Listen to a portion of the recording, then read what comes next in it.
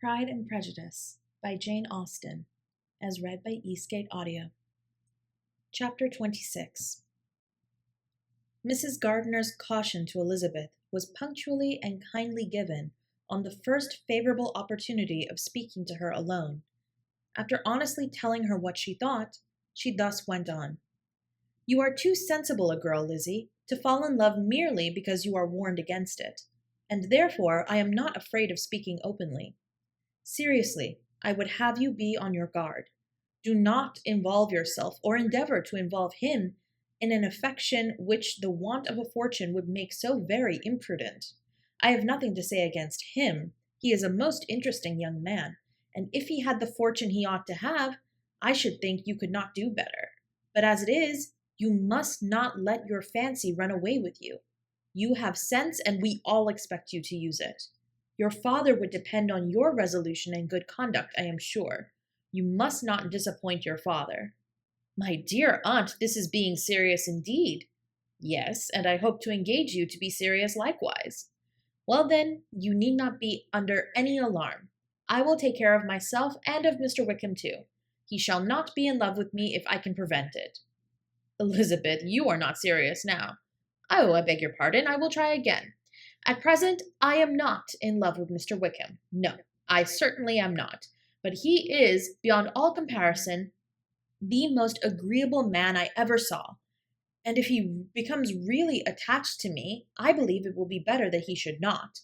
I see the imprudence of it. Oh, that abominable Mr. Darcy! My father's opinion of me does me the greatest honor, and I should be miserable to forfeit it. My father, however, is partial to Mr. Wickham.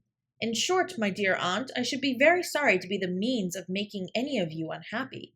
But since we see every day that where there is affection young people are seldom withheld, by immediate want of fortune from entering into engagements with each other, how can I promise to be wiser than so many of my fellow creatures if I am tempted?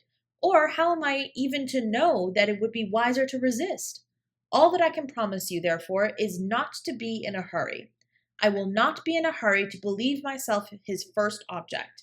When I am in company with him, I will not be wishing. In short, I will do my best. Perhaps it will be as well if you discourage his coming here so very often. At least you should not remind your mother of inviting him." "As I did the other day," said Elizabeth with a conscious smile. "Very true. It will be wise in me to refrain from that. But do not imagine that he is always here so often. It is on your account that he has been so frequently invited this week. You know my mother's ideas as to the necessity of constant company for her friends. But really, and upon my honor, I will try to do what I think to be wisest. And now I hope you are satisfied." Her aunt assured her that she was, and Elizabeth, having thanked her for the kindness of her hints, they parted, a wonderful instance of advice being given on such a point without being resented. Mr. Collins returned into Hertfordshire soon after it had been quitted by the Gardiners and Jane, but as he took up his abode with the Lucases, his arrival was no great inconvenience to Mrs. Bennet. His marriage was now fast approaching, and she was at length so far resigned as to think it inevitable, and even repeatedly to say in an ill-natured tone that she wished they might be happy. Thursday was to be the wedding day, and on Wednesday Miss Lucas paid her farewell visit, and when she rose to take leave, Elizabeth, ashamed of her mother's ungracious and reluctant good wishes, and sincerely affected herself, accompanied her out of the room. As they went downstairs together, Charlotte said, "I shall depend on hearing from you very often, Eliza." "That you certainly shall." "And I have another favor to ask. Will you come and see me?" "We shall often meet, I hope, in Hertfordshire." "I am not likely to leave Kent for some time. Promise me, therefore, to come to Hunsford?" Elizabeth could not refuse, though she foresaw little pleasure in the visit. "My father and Maria are to come to me in March," added Charlotte, "and I hope you will consent to be of the party. Indeed, Eliza, you will be as welcome to me as either of them." The wedding took place. The bride and bridegroom set off for Kent from the church door, and everybody had as much to say or to hear on the subject as usual. Elizabeth soon heard from her friend, and their correspondence was as regular and frequent as it ever had been. That it should be equally unreserved was impossible. Elizabeth could never address her without feeling that all the comfort of intimacy was over, and though determined not to slacken as a correspondent, it was for the sake of what had been rather than what was. Charlotte's first letters were received with a good deal of eagerness. There could not be but curiosity to know how she would speak of her new home, how she would like Lady Catherine, and how happy she would dare pronounce herself to be, though when the letters were read, Elizabeth felt that Charlotte expressed herself on every point exactly as she might have foreseen. She wrote cheerfully, seemed surrounded with comforts, and mentioned nothing which she could not praise. The home, the furniture, neighborhood, and roads were all to her tastes, and Lady Catherine's behavior was most friendly and obliging. It was Mr. Collins's picture of Hunsford and Rosings rationally softened, and Elizabeth perceived that she must wait for her own visit there to know the rest. Jane had already written a few lines to her sister to announce their safe arrival in London, and when she wrote again, Elizabeth hoped it would be in her power to say something of the Bingleys. Her impatience for this second letter was well rewarded, as impatience generally is. Jane had been a week in town without either seeing or hearing from Caroline. She accounted for it, however, by supposing that her last letter to her friend from Longbourn had by some accident been lost. My aunt, she continued, is going tomorrow into that part of the town, and I shall take the opportunity of calling in Grosvenor Street. She wrote again when the visit was paid, and she had seen Miss Bingley. I do not think Caroline in spirits, were her words, but she was very glad to see me, and reproached me for giving her no notice of my coming to London. I was right, therefore. My last letter had never reached her. I inquired after their brother, of course. He was well, but so much engaged with Mr. Darcy that they scarcely ever saw him. I found that Miss Darcy was expected to dinner. I wish I could see her. My visit was not long, as Caroline and Mrs. Hurst were going out. I dare say I shall soon see them here. Elizabeth shook her head over this letter. It convinced her that accident could only discover to Mr. Bingley his sister's being in town. 4 weeks passed away, and Jane saw nothing of him. She endeavored to persuade herself that she did not regret it, but she could no longer be blind to Miss Bingley's inattention. After waiting at home every morning for a fortnight, and inventing every evening a fresh excuse for her, her visitor did at last appear, but the shortness of her stay, and yet more the alteration of her manner, would allow Jane to deceive herself no longer. The letter which she wrote on this occasion to her sister will prove what she felt. My dearest Lizzie will, I am sure, be incapable of triumphing in her better judgment at my expense, when I confess myself to have been entirely deceived in Miss Bingley's regard for me. But, my dear sister, though the event has proved you right, do not think me obstinate if I still assert that, considering what her behavior was, my confidence was as natural as your suspicion. I do not at all comprehend her reason for wishing to be intimate with me, but if the same circumstances were to happen again, I am sure I should be deceived again. Caroline did not return my visit till yesterday, and not a note, not a line did I receive in the meantime. When she did come, it was very evident that she had no pleasure in it. She made a slight formal apology for not calling before, said not a word of wishing to see me again, and was, in every respect, so altered a creature that when she went away I was perfectly resolved to continue the acquaintance no longer. I pity, though I cannot help blaming her. She was very wrong in singling me out as she did. I can safely say that every advance to intimacy began on her side. But I pity her, because she must feel that she has been acting wrong, and because I am very sure that anxiety for her brother is the cause of it. I need not explain myself farther, and though we know this anxiety to be quite needless, yet if she feels it, it will easily account for her behavior to me, and so deservedly dear as he is to his sister, whatever anxiety she may feel on his behalf is natural and amiable. I cannot but wonder, however, at her having any such fears now, because if he had at all cared about me, we must have met long, long ago. He knows of my being in town, I am certain, from something she said herself, and yet it would seem, by her manner of talking, as if she wanted to persuade herself that he is really partial to Miss Darcy. I cannot understand it. If I were not afraid of judging harshly, I should be almost tempted to say that there is strong appearance of duplicity in all this. I will endeavor to banish every painful thought, and think only of what will make me happy, your affection and the invariable kindness of my dear uncle and aunt. Let me hear from you very soon. Miss Bingley said something of his never returning to Netherfield again, of giving up the house, but not with any certainty. We had better not mention it. I am extremely glad that you have such pleasant accounts from our friends at Hunsford. Pray go to see them with Sir William and Maria. I am sure you will be very comfortable there. yours, etc. This letter gave Elizabeth some pain, but her spirits returned as she considered that Jane would no longer be duped, by the sister at least. All expectation from the brother was now absolutely over.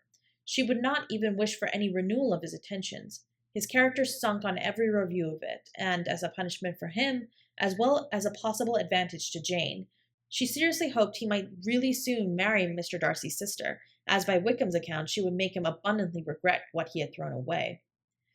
Mrs. Gardiner about this time reminded Elizabeth of her promise concerning that gentleman and required information, and Elizabeth had such to send as might rather give contentment to her aunt than to herself.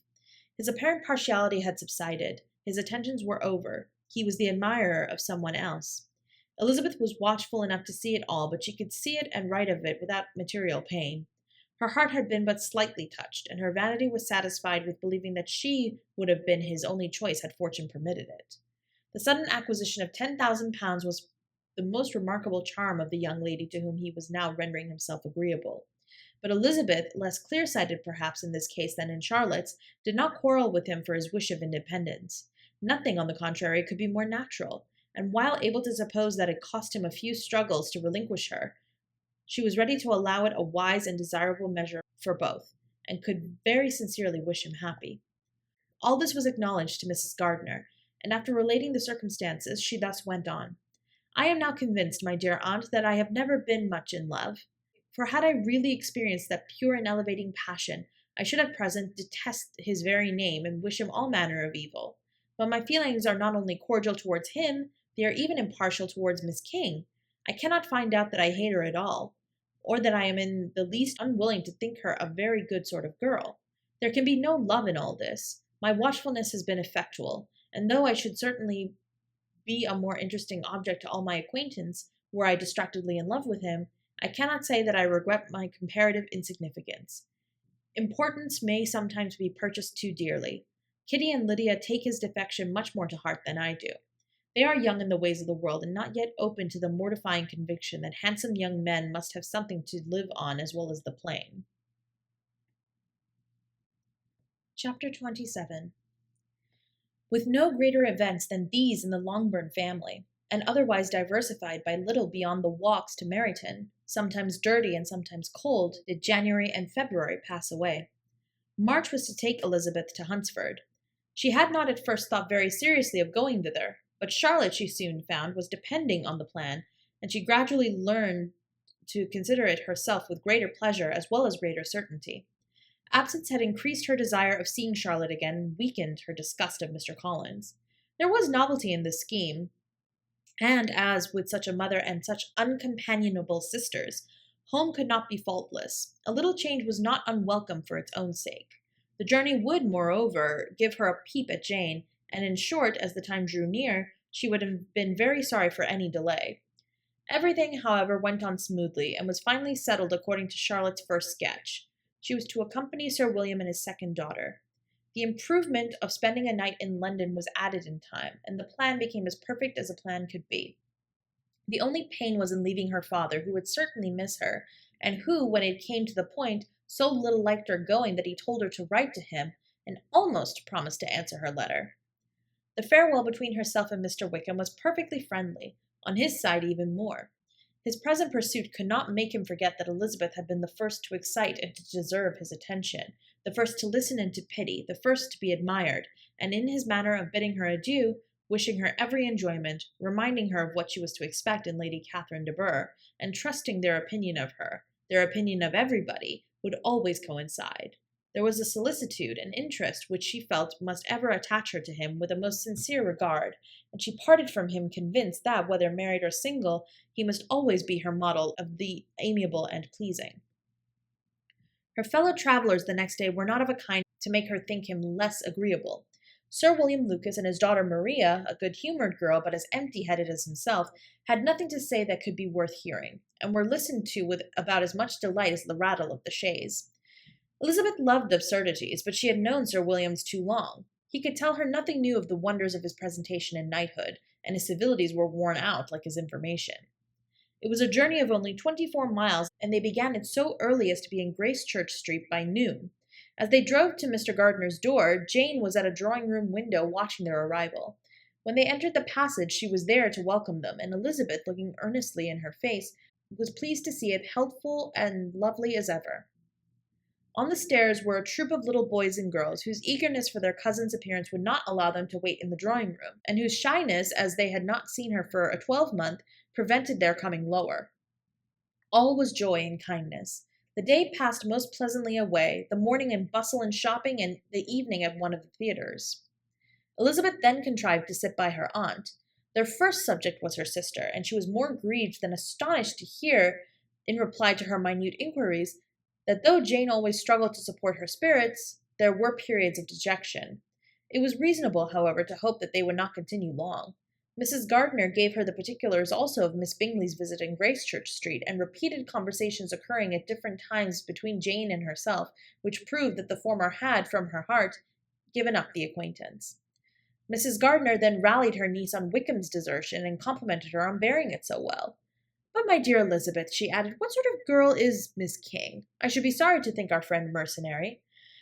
"Pray, my dear aunt, what is the difference in matrimonial affairs between the mercenary and the prudent motive? Where does discretion end and avarice begin? Last Christmas you were afraid of his marrying me because it would be imprudent, and now, because he is trying to get a girl with only £10,000, you want to find out that he is mercenary. If you will only tell me what sort of girl Miss King is, I shall know what to think." "She is a very good kind of girl, I believe. I know no harm of her. But he paid her not the smallest attention till her grandfather's death made her mistress of this fortune. No, why should he?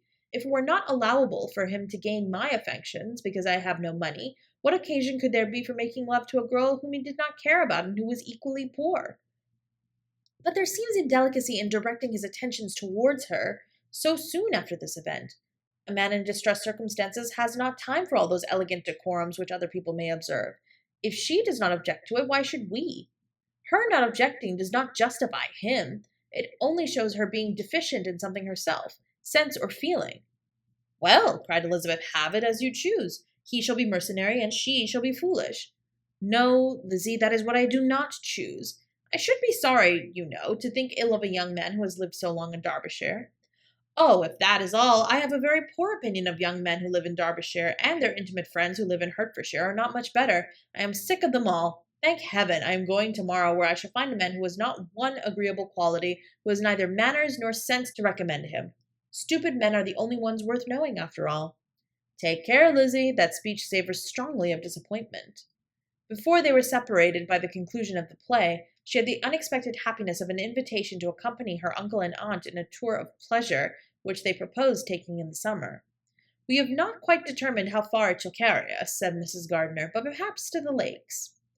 No scheme could have been more agreeable to Elizabeth, and her acceptance of the invitation was most ready and grateful. "My dear, dear aunt," she rapturously cried, "what delight, what felicity! You give me fresh life and vigour. Adieu to disappointment and spleen. What are men to rocks and mountains? Oh, what hours of transport we shall spend! And when we do return, it shall not be like other travellers, without being able to give one accurate idea of anything. We will know where we have gone. We will recollect what we have seen. Lakes, mountains, and rivers shall not be jumbled together in our imaginations, nor, when we attempt to describe any particular scene, will we begin quarrelling about its relative situation. Let our first effusions be less insupportable than those of the generality of travellers." Chapter 28. Every object in the next day's journey was new and interesting to Elizabeth, and her spirits were in a state of enjoyment, for she had seen her sister looking so well as to banish all fear for her health, and the prospect of her northern tour was a constant source of delight. When they left the high road for the lane to Hunsford, every eye was in search of the parsonage, and every turning expected to bring it in view. The paling of Rosings Park was their boundary on one side. Elizabeth smiled at the recollection of all that she had heard of its inhabitants. At length the parsonage was discernible, the garden sloping to the road, the house standing in it, the green pales and the laurel hedge, everything declared they were arriving. Mr. Collins and Charlotte appeared at the door, and the carriage stopped at the small gate, which led by a short gravel walk to the house, amid the nods and smiles of the whole party. In a moment they were all out of the chaise, rejoicing at the sight of each other. Mrs. Collins welcomed her friend with the liveliest pleasure, and Elizabeth was more and more satisfied with coming, when she found herself so affectionately received. She saw instantly that her cousin's manners were not altered by his marriage. His formal civility was just what it had been, and he detained her some minutes at the gate to hear and satisfy his inquiries after all her family. They were then, with no other delay than his pointing out the neatness of the entrance, taken into the house, and as soon as they were in the parlor, he welcomed them a second time with ostentatious formality to his humble abode, and punctually repeated all his wife's offers of refreshment. Elizabeth was prepared to see him in his glory, and she could not help fancying that in displaying the good proportion of the room, its aspect and its furniture, he addressed himself particularly to her, as if wishing to make her feel what she had lost in refusing him. But though everything seemed neat and comfortable, she was not able to gratify him by any sigh of repentance, and rather looked with wonder at her friend that she could have so cheerful an air with such a companion. When Mr. Collins said anything of which his wife might reasonably be ashamed, which was certainly not seldom, she involuntarily turned her eye on Charlotte. Once or twice she could discern a faint blush, but in general Charlotte wisely did not hear. After sitting long enough to admire every article of furniture in the room, from the sideboard to the fender, to give an account of their journey and of all that had happened in London, Mr. Collins invited them to take a stroll in the garden, which was large and well laid out, and to the cultivation of which he attended himself. To work in his garden was one of his most respectable pleasures, and Elizabeth admired the command of countenance with which Charlotte talked of her helpfulness of the exercise, and owned she encouraged it as much as possible. Here, leading the way through every walk and crosswalk, and scarcely allowing them an interval to utter the praises he asked for, every view was pointed out with a minuteness which left beauty entirely behind. He could number the fields in every direction, and could tell how many trees there were in the most distant clump. But of all the views which his garden, or which the country or the kingdom could boast, none were to be compared with the prospect of Rosings, afforded by an opening in the trees that bordered the park nearly opposite the front of his house. It was a handsome, modern building, well situated on rising ground. From his garden, Mr. Collins would have led him round his 2 meadows, but the ladies, not having shoes to encounter the remains of a white frost, turned back, and while Sir William accompanied him, Charlotte took her sister and friend over the house, extremely well pleased, probably, to have the opportunity of showing it without her husband's help. It was rather small, but well built and convenient, and everything was fitted up and arranged with a neatness and consistency of which Elizabeth gave Charlotte all the credit. When Mr. Collins could be forgotten, there was really a great air of comfort throughout, and by Charlotte's evident enjoyment of it, Elizabeth supposed he must be often forgotten. She had already learnt that Lady Catherine was still in the country. It was spoken of again while they were at dinner, when Mr. Collins, joining in, observed, "Yes, Miss Elizabeth, you will have the honour of seeing Lady Catherine de Bourgh on the ensuing Sunday at church, and I need not say you will be delighted with her. She is all affability and condescension, and I doubt not but you will be honoured with some portion of her notice when service is over. I have scarcely any hesitation in saying that she will include you and my sister Maria in every invitation with which she honours us during your stay here. Her behaviour to my dear Charlotte is charming. We dine at Rosings twice every week, and are never allowed to walk home. Her ladyship's carriage is regularly ordered for us. I should say one of her ladyship's carriages, for she has several. Lady Catherine is a very respectable, sensible woman indeed," added Charlotte, "and a most attentive neighbour." "Very true, my dear, that is exactly what I say. She is the sort of woman whom one cannot regard with too much deference." The evening was spent chiefly in talking over Hertfordshire news, and telling again what had been already written, and when it closed, Elizabeth, in the solitude of her chamber, had to meditate upon Charlotte's degree of contentment, to understand her address in guiding and composure in bearing with her husband, and to acknowledge that it was all done very well. She had also to anticipate how her visit would pass, the quiet tenor of their usual employments, the vexatious interruptions of Mr. Collins, and the gaieties of their intercourse with Rosings. A lively imagination soon settled it all. About the middle of the next day, as she was in her room getting ready for a walk, a sudden noise seemed to speak the whole house in confusion, and after listening a moment, she heard somebody running upstairs in a violent hurry, and calling loudly after her. She opened the door and met Maria in the landing-place, who, breathless with agitation, cried out, "Oh, my dear Eliza, pray make haste in coming to the dining-room, for there is such a sight to be seen. I will not tell you what it is. Make haste, and come down this moment." Elizabeth asked questions in vain. Maria would tell her nothing more, and down they ran into the dining-room, which fronted the lane, in quest of this wonder. It was 2 ladies stopping in a low phaeton at the garden gate.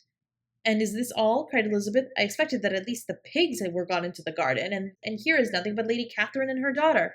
"La, my dear!" said Maria, quite shocked at the mistake. "It is not Lady Catherine. The old lady is Mrs. Jenkinson, who lives with them. The other is Miss de Bourgh. Only look at her. She is quite a little creature. Who would have thought she could be so thin and small? She is abominably rude to keep Charlotte out of doors in all this wind. Why does she not come in?" "Oh, Charlotte says she hardly ever does. It is the greatest of favours when Miss de Bourgh comes in." "I like her appearance," said Elizabeth, struck with other ideas. "She looks sickly and cross." "Yes, she will do for him very well. She will make him a very proper wife." Mr. Collins and Charlotte were both standing at the gate in conversation with the ladies, and Sir William, to Elizabeth's high diversion, was stationed in the doorway, in earnest contemplation of the greatness before him, and constantly bowing whenever Mr. Burr looked that way. At length there was nothing more to be said. The ladies drove on, and the others returned to the house. Mr. Collins no longer saw the two girls than he began to congratulate them on their good fortune, which Charlotte explained by letting them know that the whole party was asked to dine at Rosings the next day. Chapter 29. Mr. Collins' triumph in consequence of this invitation was complete. The power of displaying the grandeur of his patroness to his wondering visitors, and of letting them see her civility towards himself and his wife, was exactly what he had wished for, and that an opportunity of doing it should be given so soon was such an instance of Lady Catherine's condescension as he knew not how to admire enough. "I confess," said he, "that I should not have been at all surprised by her ladyship's asking us on a Sunday to drink tea and spend the evening at Rosings. I rather expected, from my knowledge of her affability, that it would happen. But who could have foreseen such an attention as this? Who could have imagined that we should receive an invitation to dine there, an invitation, moreover, including the whole party, so immediately after your arrival?" "I am the less surprised at what has happened," replied Sir William, "from that knowledge of what the manners of the great really are, which my situation in life has allowed me to acquire. About the court, such instances of elegant breeding are not uncommon." Scarcely anything was talked of the whole day or the next morning but their visit to Rosings. Mr. Collins was carefully instructing them in what they were to expect, that the sight of such rooms, so many servants, and so splendid a dinner might not wholly overpower them. When the ladies were separating for the toilette, he said to Elizabeth, "Do not make yourself uneasy, my dear cousin, about your apparel. Lady Catherine is far from requiring that elegance of dress in us which becomes herself and her daughter. I would advise you merely to put on whatever of your clothes is superior to the rest. There is no occasion for anything more. Lady Catherine will not think the worse of you for being simply dressed. She likes to have the distinction of rank preserved." While they were dressing, he came 2 or 3 times to their different doors to recommend them being quick, as Lady Catherine very much objected to be kept waiting for her dinner. Such formidable accounts of her ladyship and her manner of living quite frightened Maria Lucas, who had been little used to company, and she looked forward to her introduction at Rosings with as much apprehension as her father had done to his presentation at St. James's. As the weather was fine, they had a pleasant walk of about half a mile across the park. Every park has its beauty and its prospects, and Elizabeth saw much to be pleased with, though she could not be in such raptures as Mr. Collins expected the scene to inspire, and was but slightly affected by his enumeration of the windows in front of the house, and his relation of what the glazing altogether had originally cost Sir Louis de Bourgh. When they ascended the steps to the hall, Maria's alarm was every moment increasing, and even Sir William did not look perfectly calm. Elizabeth's courage did not fail her. She had heard nothing of Lady Catherine that spoke her awful from any extraordinary talents or miraculous virtue, and the mere stateliness of money and rank she thought she could witness without trepidation. From the entrance hall, of which Mr. Collins pointed out with a rapturous air the fine proportion and finished ornaments, they followed the servants through an antechamber to the room where Lady Catherine, her daughter, and Mrs. Jenkinson were sitting. Her ladyship, with great condescension, arose to receive them, and as Mrs. Collins had settled it with her husband that the office of introduction should be hers, it was performed in a proper manner, without any of those apologies and thanks which he would have thought necessary. In spite of having been at St. James's, Sir William was so completely awed by the grandeur surrounding him that he had but just courage enough to make a very low bow and take his seat without saying a word, and his daughter, frightened almost out of her senses, sat on the edge of her chair, not knowing which way to look. Elizabeth found herself quite equal to the scene, and could observe the 3 ladies before her composedly. Lady Catherine was a tall, large woman with strongly marked features, which might have once been handsome. Her air was not conciliating, nor was her manner of receiving them such as to make her visitors forget their inferior rank. She was not rendered formidable by silence, but whatever she said was spoken in so authoritative a tone as marked her self-importance, and had brought Mr. Wickham immediately to Elizabeth's mind, and from the observation of the date altogether, she believed Lady Catherine to be exactly what he had represented. When, after examining the mother, in whose countenance and deportment she soon found some resemblance of Mr. Darcy, she turned her eyes on the daughter, she could almost have joined in Maria's astonishment at her being so thin and so small. There was neither in figure nor face any likeness between the ladies. Miss de Bourgh was pale and sickly, her features, although not plain, were insignificant, and she spoke very little, except in a low voice, to Mrs. Jenkinson, in whose appearance there was nothing remarkable, and who was entirely engaged in listening to what she said, and placing a screen in the proper direction before her eyes. After sitting a few minutes, they were all sent to one of the windows to admire the view, Mr. Collins attending them to point out its beauties, and Lady Catherine kindly informing them that it was much better worth looking at in the summer. The dinner was exceedingly handsome, and there were all the servants and all the articles of plate which Mr. Collins had promised, and, as he had likewise foretold, he took his seat at the bottom of the table, by her ladyship's desire, and looked as if he felt that life could furnish nothing greater. He carved and ate and praised with delighted alacrity, and every dish was commended first by him, and then by Sir William, who was now enough recovered to echo whatever his son-in-law said, in a manner which Elizabeth wondered Lady Catherine could bear. But Lady Catherine seemed gratified by their excessive admiration, and gave most gracious smiles, especially when any dish on the table proved a novelty to them. The party did not supply much conversation. Elizabeth was ready to speak whenever there was an opening, but she was seated between Charlotte and Miss de Bourgh, the former of whom was engaged in listening to Lady Catherine, and the latter said not a word to her all the dinner time. Mrs. Jenkinson was chiefly employed in watching how little Miss de Bourgh ate, pressing her to try some other dish, and fearing she was indisposed. Maria thought speaking out of the question, and the gentlemen did nothing but eat and admire. When the ladies returned to the drawing-room, there was little to be done but to hear Lady Catherine talk, which she did without any intermission until coffee came, delivering her opinion on every subject in so decisive a manner as proved that she was not used to have her judgment controverted. She inquired into Charlotte's domestic concerns familiarly and minutely, and gave her a great deal of advice as to the management of them all, told her how everything ought to be regulated in so small a family as hers, and instructed her as to the care of her cows and her poultry. Elizabeth found that nothing was beneath this great lady's attention which could furnish her with an occasion for dictating to others. In the intervals of her discourse with Mr. Collins, she addressed a variety of questions to Maria and Elizabeth, but especially to the latter, whose connections she knew the least, and who, she observed to Mr. Collins, was a very genteel, pretty kind of girl. She asked her at different times how many sisters she had, whether they were older or younger than herself, whether any of them were likely to be married, whether they were handsome, whether they had been educated, what carriage her father kept, and what had been her mother's maiden name. Elizabeth felt all the impertinence of her questions, but answered them very composedly. Lady Catherine then observed, "Your father's estate is entailed on Mr. Collins, I think. For your sake," turning to Charlotte, "I am glad of it, but otherwise I see no occasion for entailing estates from the female line. It was not thought necessary in Sir Louis de Bourgh's family. Do you play and sing, Miss Bennet?" "A little." "Oh, then, some time or other we shall be happy to hear you. Our instrument is a capital one, probably superior to— You shall try it some day. Do your sisters play and sing?" "One of them does." "Why did not you all learn? You ought all to have learned. The Miss Webbs all play, and their father has not so good an income as yours. Do you draw?" "No, not at all." "What, none of you?" "Not one." "That is very strange. But I suppose you had no opportunity. Your mother should have taken you to town every spring for the benefit of masters." "My mother would have no objection, but my father hates London."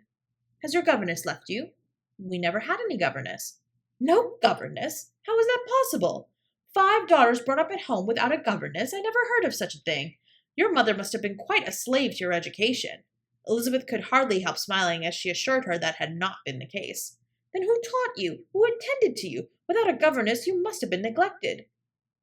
"Compared with some families, I believe we were. But such of us as wished to learn never wanted the means. We were always encouraged to read, and had all the masters that were necessary. Those who choose to be idle certainly might." "Ay, no doubt, but that is what a governess will prevent, and if I had known your mother, I should have advised her most strenuously to engage one. I always say that nothing is to be done in education without steady and regular instruction, and nobody but a governess can give it. It is wonderful how many families I have been the means of supplying in that way. I am always glad to get a young person well placed out. 4 nieces of Mrs. Jenkinson are most delightfully situated through my means, and it was but the other day that I recommended another young person, who was merely accidentally mentioned to me, and the family are quite delighted with her. Mrs. Collins, did I tell you of Lady Metcalfe's calling yesterday to thank me? She finds Mrs. Pope a treasure. Lady Catherine, said she, you have given me a treasure. Are any of your younger sisters out, Miss Bennet? Yes, ma'am, all. All? What, all 5 out at once? Very odd. And you only the second. The youngest one's out before the elder are married. Your younger sisters must be very young. Yes, my youngest is not 16. Perhaps she is full young to be much in company.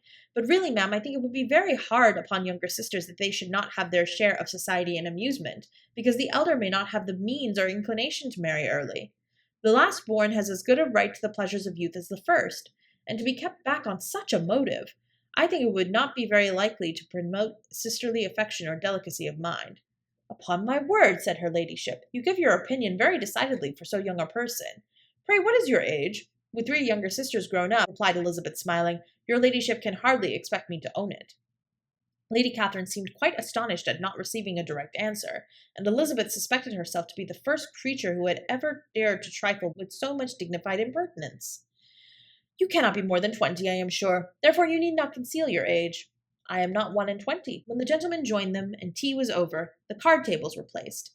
Lady Catherine, Sir William, and Mr. and Mrs. Collins sat down to quadrille, and as Lady de Bourgh chose to play a casino, the 2 girls had the honor of assisting Mrs. Jenkinson to make up her party. Their table was superlatively stupid. Scarcely a syllable was uttered that did not relate to the game, except when Mrs. Jenkinson expressed her fears of Miss de Bourgh's being too hot or too cold, or having too much or too little light. A great deal more passed at the other table. Lady Catherine was generally speaking, stating the mistakes of the 3 others, or relating some anecdote of herself. Mr. Collins was employed in agreeing to everything her ladyship said, and thanking her for every fish he won, and apologizing if he thought he won too many. Sir William did not say much. He was storing his memory with anecdotes and noble names. When Lady Catherine and her daughter had played as long as they chose, the tables were broken up. The carriage was afforded to Mrs. Collins, gratefully accepted, and immediately ordered. The party then gathered round the fire to hear Lady Catherine determine what weather they were to have on the morrow. From these instructions they were summoned by the arrival of the coach, and with many speeches of thankfulness on Mr. Collins' side, and as many bows on Sir William's, they departed. As soon as they had driven from the door, Elizabeth was called on by her cousin to give her opinion of all that she had seen at Rosings, which for Charlotte's sake she made more favourably than it really was. But her commendation, though costing her some trouble, could by no means satisfy Mr. Collins, and he was very soon obliged to take her ladyship's praise into his own hands. Chapter 30. Sir William stayed only a week at Hunsford, but his visit was long enough to convince him of his daughter's being most comfortably settled, and of her possessing such a husband and such a neighbour as were not often met with. While Sir William was with them, Mr. Collins devoted his mornings to driving him out in his gig, and showing him the country. But when he went away, the whole family returned to their usual employments, and Elizabeth was thankful to find that they did not see more of her cousin by the alteration, for the chief of the time between breakfast and dinner was now passed by him either at work in the garden, or in reading and writing and looking out of a window in his own book-room, which fronted the road. The room in which the ladies sat was backwards. Elizabeth at first had rather wondered that Charlotte should not prefer the dining parlour for common use. It was a better-sized room, and had a pleasanter aspect, but she soon saw that her friend had an excellent reason for what she did, for Mr. Collins would have undoubtedly been much less in his own apartment had they sat in one equally lively, and she gave Charlotte credit for the arrangement. From the drawing-room they could distinguish nothing in the lane, and were indebted to Mr. Collins for the knowledge of what carriages went along, and how often especially Mr. de Bourgh drove by in her phaeton, which he never failed coming to inform them of, though it happened almost every day. She not unfrequently stopped at the parsonage, and had a few moments' conversation with Charlotte, but was scarcely ever prevailed on to get out. Very few days passed in which Mr. Collins did not walk to Rosings, and not many in which his wife did not think it necessary to go likewise. Until Elizabeth recollected that there might be other family living to be disposed of, she could not understand the sacrifice of so many hours. Now and then they were honoured with a call from her ladyship, and nothing escaped her observation that was passing in the room during these visits. She examined into their employments, looked at their work, and advised them to do it differently, found fault with the arrangement of the furniture, or detected the housemaid in negligence, and if she accepted any refreshment, seemed to do it only for the sake of finding out that Mrs. Collins's joints of meat were too large for her family. Elizabeth soon perceived that though this great lady was not in the commission of the peace for the country, she was a most active magistrate in her own parish, the minutest concerns of which were carried to her by Mr. Collins, and whenever any of the cottagers were disposed to be quarrelsome, discontented, or too poor, she sallied forth into the village to settle their differences, silence their complaints, and scold them into harmony and plenty. The entertainment of dining at Rosings was repeated about twice a week, and allowing for the loss of Sir William, and there being only one card table in the evening, every such entertainment was the counterpart of the first. Their other engagements were few, as the style of living in the neighbourhood in general was beyond the Collinses' reach. This, however, was no evil to Elizabeth, and upon the whole she spent her time comfortably enough. There were half hours of pleasant conversation with Charlotte, and the weather was so fine for the time of year that she had often great enjoyment out of doors. Her favourite walk, and where she frequently went while the others were calling on Lady Catherine, was along the open grove which edged that side of the park, where there was a nice sheltered path, which no one seemed to value but herself, and where she felt beyond the reach of Lady Catherine's curiosity. In this quiet way the first fortnight of her visit soon passed away. Easter was approaching, and the week preceding it was to bring an addition to the family at Rosings, which in so small a circle must be important. Elizabeth had heard, soon after her arrival, that Mr. Darcy was expected there in the course of a few weeks, and though there were not many of her acquaintance whom she did not prefer, his coming would furnish one comparatively new to look at in their Rosings parties, and she might be amused in seeing how hopeless Miss Bingley's designs on him were, by his behaviour to his cousin, for whom he was evidently destined by Lady Catherine, who talked of his coming with the greatest satisfaction, spoke of him in terms of the highest admiration, and seemed almost angry to find that he had already been frequently seen by Miss Lucas and herself. His arrival was soon known at the parsonage, for Mr. Collins was walking the whole morning within view of the lodges opening into Hunsford Lane in order to have the earliest assurance of it, and after making his bow as the carriage turned into the park, hurried home with the great intelligence. On the following morning he hastened to Rosings to pay his respects. There were 2 nephews of Lady Catherine to require them, for Mr. Darcy had brought with him a Colonel Fitzwilliam, the younger son of his uncle, Lord, and to the great surprise of all the party, when Mr. Collins returned, the gentlemen accompanied him. Charlotte had seen them from her husband's room crossing the road, and immediately running into the other, told the girls what an honour they might expect, adding, "I may thank you, Eliza, for this piece of civility. Mr. Darcy would never have come so soon to wait upon me." Elizabeth had scarcely time to disclaim all right to the compliment before their approach was announced by the door-bell, and shortly afterwards 3 gentlemen entered the room. Colonel Fitzwilliam, who led the way, was about 30, not handsome, but in person and address most truly the gentleman. Mr. Darcy looked as he had been used to look in Hertfordshire, paid his compliments with his usual reserve to Mrs. Collins, and whatever might be his feelings towards her friend, met her with every appearance of composure. Elizabeth merely curtsied to him without saying a word. Colonel Fitzwilliam entered into conversation directly with the readiness and ease of a well-bred man, and talked very pleasantly. But his cousin, after having addressed a slight observation on the house and garden to Mrs. Collins, sat for some time without speaking to anybody. At length, however, his civility was so far awakened as to inquire of Elizabeth after the health of her family. She answered him in the usual way, and after a moment's pause added, "My eldest sister has been in town these 3 months. Have you never happened to see her there?" She was perfectly sensible that he never had, but she wished to see whether he would betray any conscience of what had passed between the Bingleys and Jane, and she thought he looked a little confused as he answered that he had never been so fortunate as to meet Miss Bennet. The subject was pursued no further, and the gentlemen soon afterwards went away.